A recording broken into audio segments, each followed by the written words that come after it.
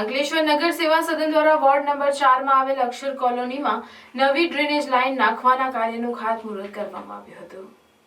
અંકલેશ્વર નગર સેવા સદન દ્વારા વિકાસના વિવિધ કાર્યો હાથ ધરવામાં આવ્યા છે, જેના ભાગરૂપે નગર સેવા સદનના વોર્ડ નંબર 4 માં આવેલ અક્ષર કોલોનીમાં નવી ડ્રેનેજ લાઇનના કામનું ખાતમુહૂર્ત કરવામાં આવ્યું હતું।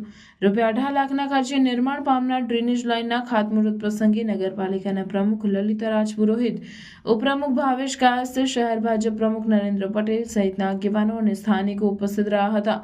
નવી ભૂગર્ભ લાઇન નિર્માણ બાદ સ્થાનિકોની પાણી ભરાઈ રહેવાની વર્ષો જૂની સમસ્યાનો અંત આવશે। નગરપાલિકા દ્વારા વોર્ડ નંબર 4 માં અંદાજિત 18 લાખના ખર્ચે ડ્રેનેજ લાઇન નાખવાનું ખાતમુહૂર્ત કરવામાં આવ્યું।